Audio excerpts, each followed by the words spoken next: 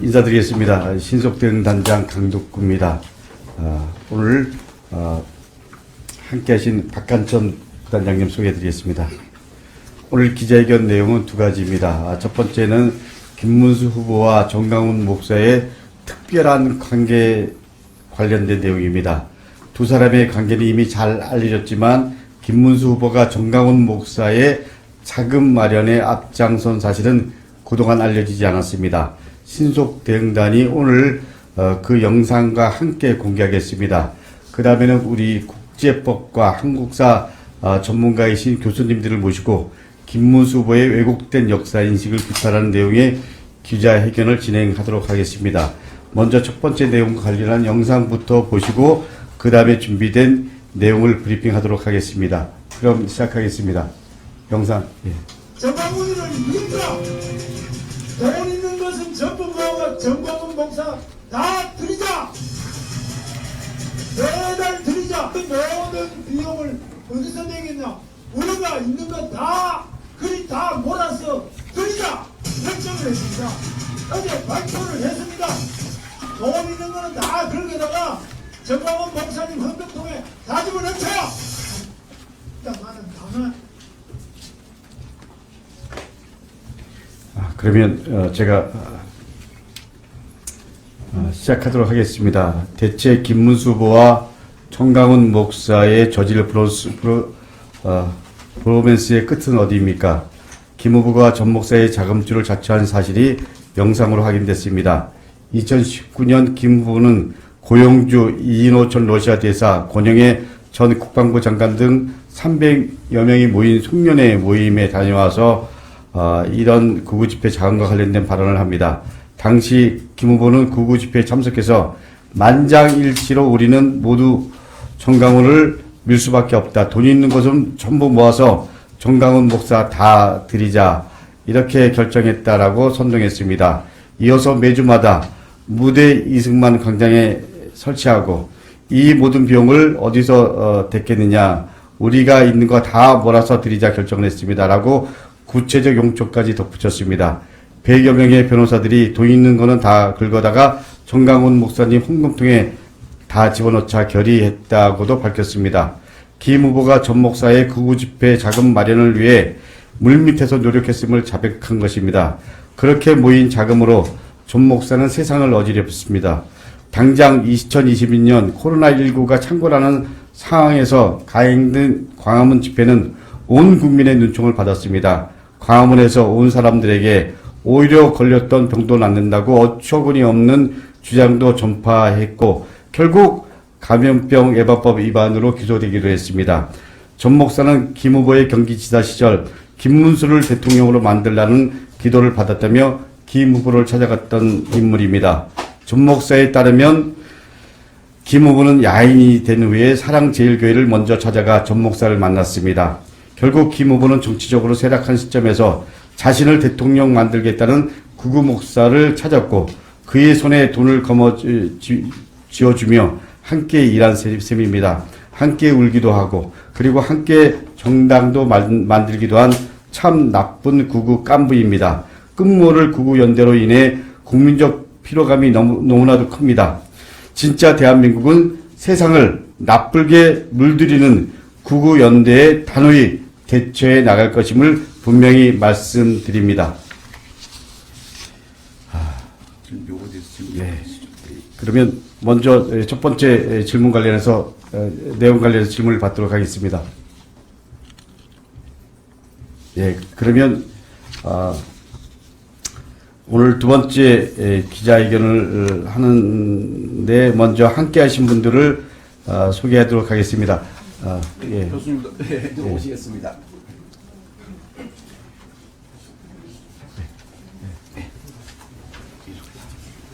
네, 감사합니다.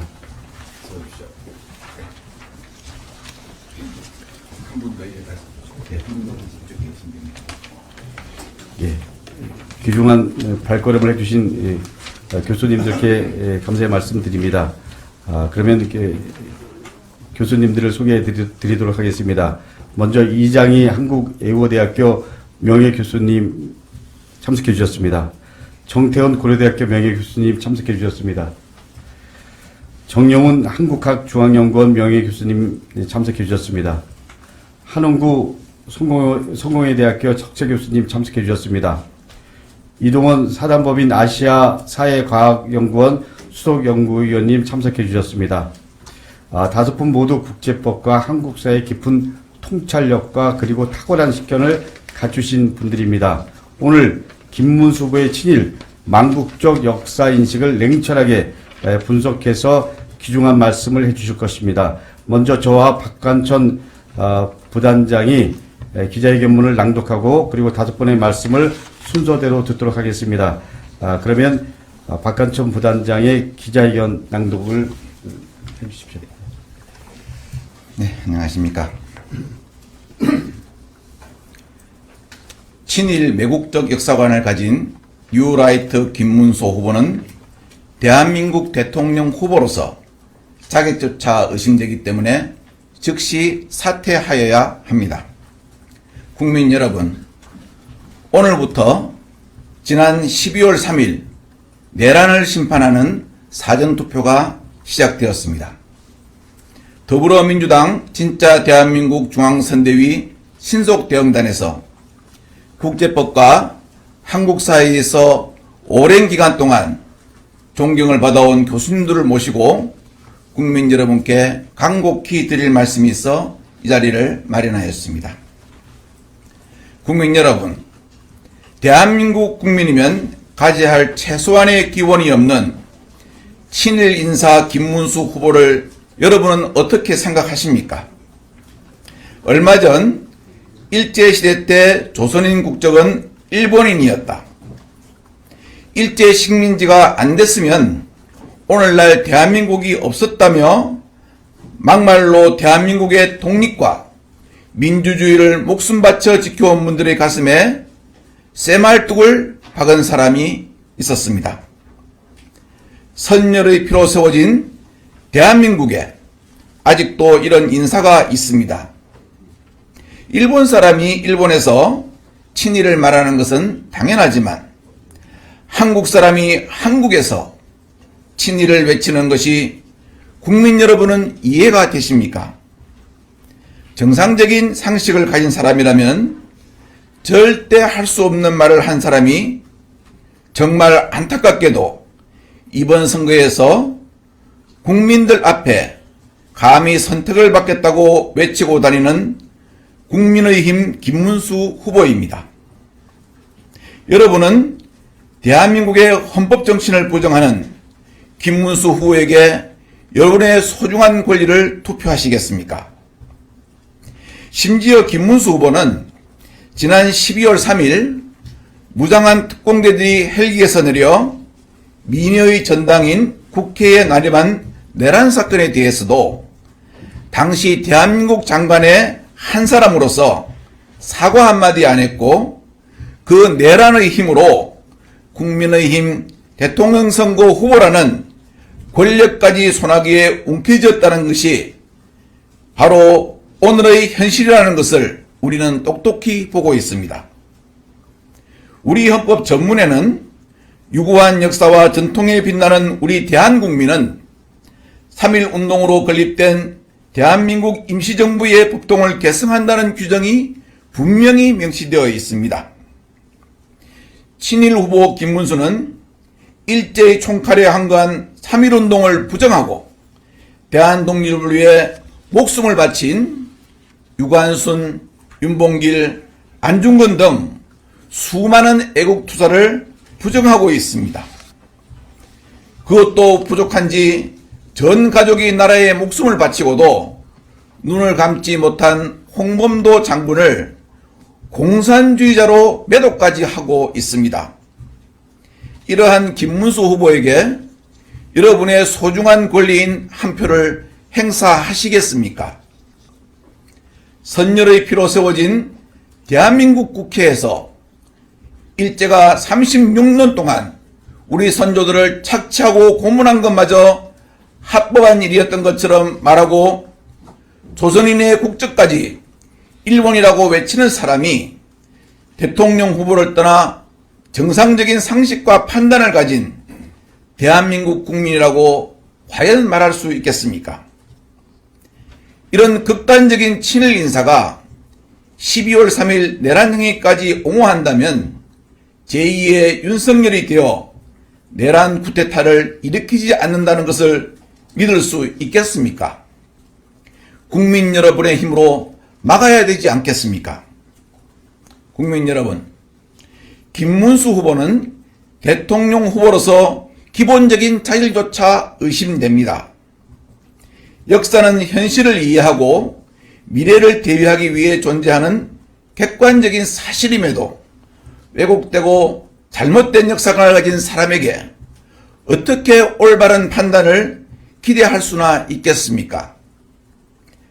대한민국 국민으로서 주체성을 저버린 김문수 후보는 분명 잘못되고 왜곡된 망국적 역사관을 가지고 있습니다. 대한민국을 후퇴시키고 국민들을 불안에 떨도록 놔둘 수는 없는 것입니다. 김문수 후보는 즉각 사퇴하십시오. 그것만이 국민과 대한민국을 위하는 길입니다. 감사합니다.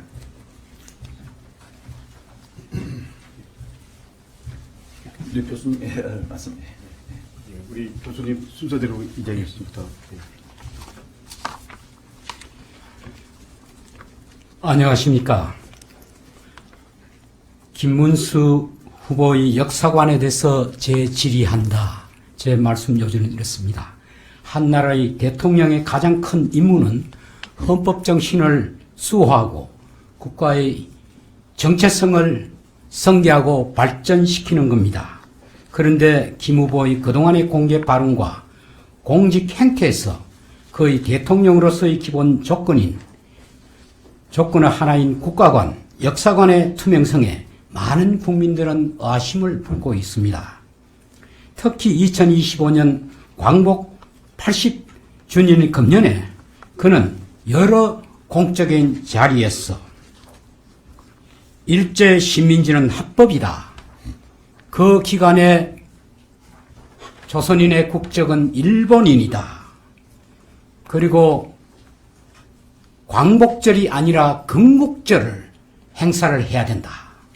이러한 세 가지의 키워드는 바로 제가 말씀한 헌법의 기본 정신과 그리고 기본 원칙을 모두 깨뜨리고 있습니다.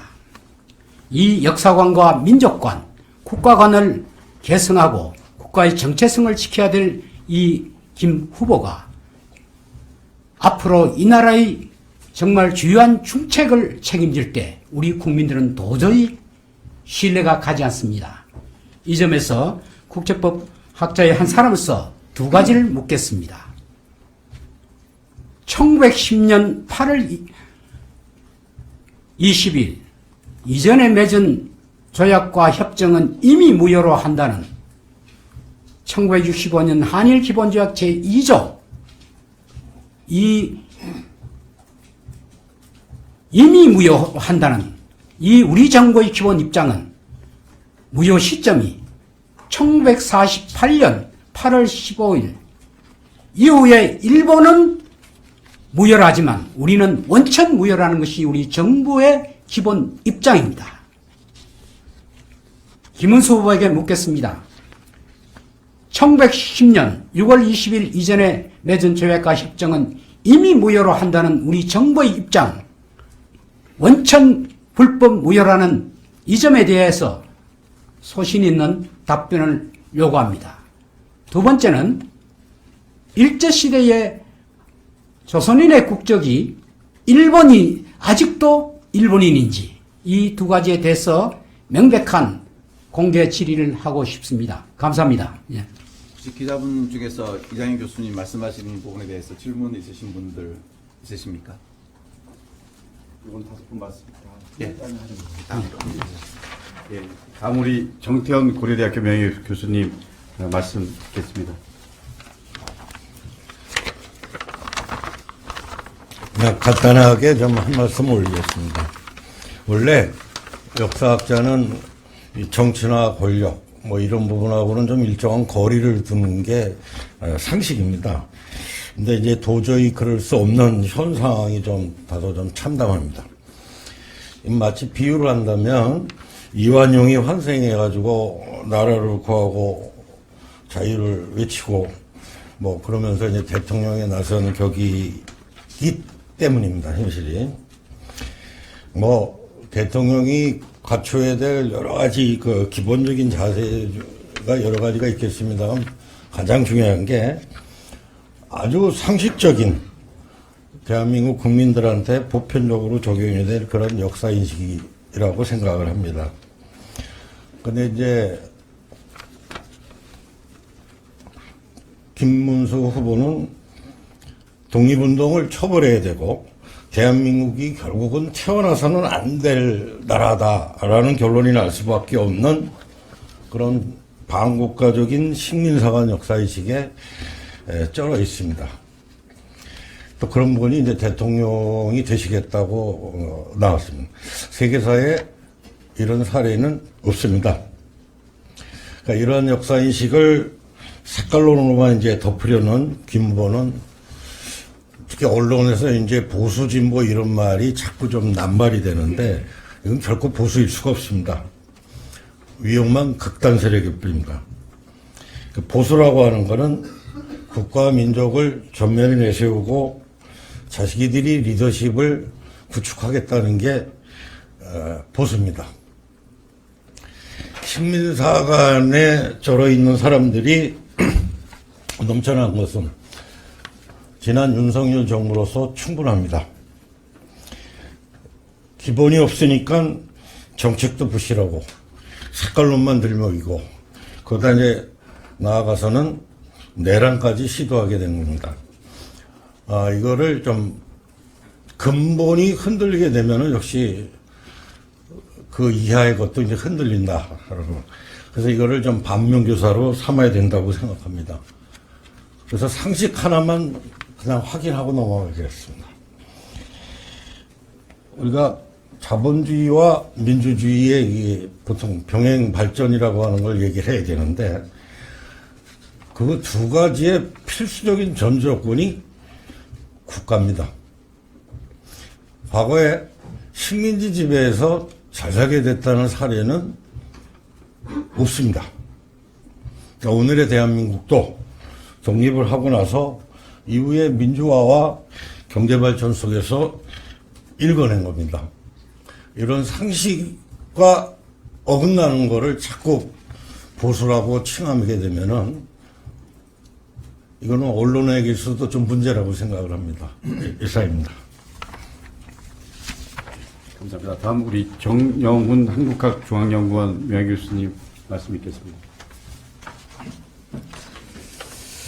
네, 안녕하십니까. 한국학중앙연구원에서 현대 정치사와 사상사를 공부해온 정영훈입니다. 언론지상을 통해서 김문수 후보가 그 평소에 한 여러 발언과 그 행태들을 두고 볼 때, 야, 이런 인물이 대통령이 돼서는 안 되겠구나. 이게 나라가 참 큰일 났구나 하는 그런 걱정을 해오던 차에 이 자리를 함께하게 되었습니다. 요즘 보면 김문수 후보가 그 과거에 행했던 그 친일적 그 발언과 그 행적을 고발하는 동영상들이 많이 유통되고 있습니다. 뭐 숨기고 호도하려고 해도 이제는 안 되는 그런 시대가 된 것이죠. 김문수 후보는 민족의 광복을 위해 헌신해온 독립운동을 폄훼해온 그런 사람입니다. 한국의 근대화 발전은 일본의 덕분이라고 생각합니다. 우리 국민과 나라와 역사를 비하하는 대신에 일본을 자주 찬양해 왔습니다. 우리가 일본의 식민지가 되었던 게 다행이라고 하는 그런 생각을 갖고 있는 분입니다.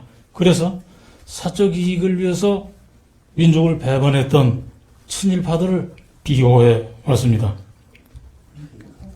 김문수 후보는 자기에 대해 비판하고 반대하는 사람들을 언제든지 빨갱이라고 매도하면서 메카시즘 색깔론을 전개해 왔습니다. 앞으로도 그럴 것으로 걱정이 되고요. 권력을 잡는 데 유리하다고 하면은 언제든지 안보 문제를 이용하고 전쟁 상황을 조성할 사람입니다. 그러나 아직도 윤석열이 벌인 12.3 비상계엄이 불법적인 내란이라고 하는 것을 인정하길 거부하고 있습니다. 또 폭력적인 방법으로 자기의 목적을 달성하려고 하는 극우 세력과의 단절도 거부하고 있습니다. 김문수 후보가 갖고 있는 역사관은 명백히 3.1운동의 민족독립정신과 대한민국 임시정부의 법통을 개성한다고 규정한 우리 헌법정신과 배치됩니다. 국민이 주권을 갖는 민주공화국임을 명시한 대한민국의 국가정체성과도 배치된다고 생각합니다. 그가 당선되면 우리 대한민국은 반세기 전에 냉전 권위주의 시대로 퇴행할 것입니다. 김문수 후보가 걸어온 행적과 발언들은 그 같은 우려를 갖게 합니다. 이번 선거는 그래서 어두운 시대로 돌아갈지 말지, 내란 상황을 종식시킬지 말지, 헌법 정신을 회복할지 말지를 선택하는 선거입니다. 거짓 선동에 휘둘려서는 안 됩니다. 국민들의 현명한 판단을 기대합니다. 감사합니다. 다음 우리 한원구 성공회대학교 석재 교수님 말씀 듣겠습니다. 예, 성공회대 한홍구입니다. 김문수 후보를 극우 후보라고 부르는 사람들이 있는데 극우라는 말도 아깝습니다. 왜냐하면 우파라면 보수 세력이라면 뭐든지 민족을 중시하고 민족을 내세우는 것이 글로벌 스탠다드 아니겠습니까? 그런데 김문수 후보는 민족을 부인합니다. 그에게는 극우라는 말조차 아까운 벌거벗은 권력욕만 있을 뿐입니다. 미래에 대한 비전도 제시할 수 없고 또 역사에 대한 성찰도 없습니다.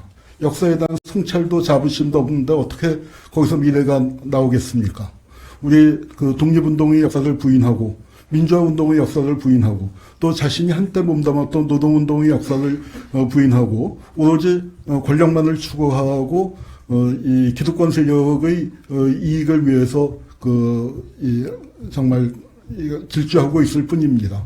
우리 미래를 위해서 지금 이번 선거는 대단히 중요한 선거이고 한국 사회의 주류가 확실하게 바뀌고 있는 선거라는 것을 기자 여러분도 온몸으로 느끼실 겁니다. 김문수 같은 후보가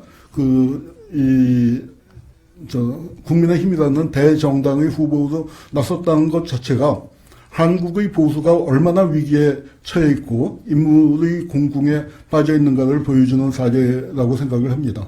이번 그 기회에 확실히 내란을 종식하고 한국에서도 보수가 제대로 거듭날 수 있는 그런 기회를 마련했으면 좋겠습니다. 진보와 보수가 각각 바로 서야만 나라가 온전하게 발전할 수 있는데 김문수의 등장은 보수의 너무나 참담한 추락을 보여주는 사례가 아닐 수 없습니다. 이번 선거를 계기로 보수가 어쩌다가 이런 지경에 이르렀는지 뿌리 깊은 성찰을 뿌리 깊은 반성을 하고 뼈아픈 반성을 하고 새로 거듭나는 기회를 가질 수 있었으면 좋겠습니다.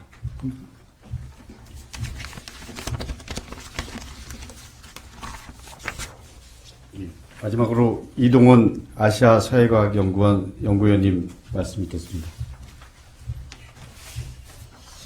안녕하십니까.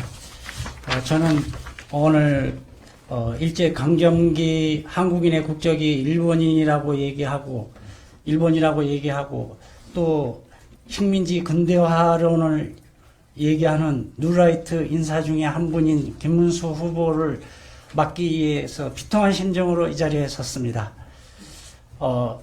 1910년 한일 병합조약이 무효인지 유효인지 여부는 떠나서 1890년 일본 제국헌법 18조는 일본 식민의 국적에 관해서 규정을 하고 있습니다.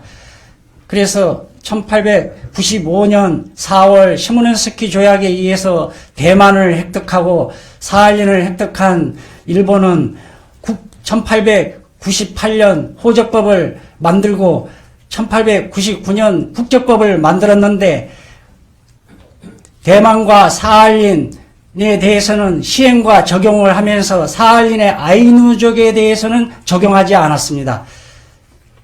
특히 조선인에 대해서는 규정을 하고 있지 않은데 입법 미비인지 의도적인 목적인지는 알 수 없으나 일본 헌법에 의한 일본 국적법에 의하면은 대한민국 국민 그 당시 조선인은 무국격자입니다. 그러면 왜 일본 헌법 제국헌법상 조선인을 무국격자로 두었는가? 무국격자는 첫 번째 국경이동이 가로막힙니다.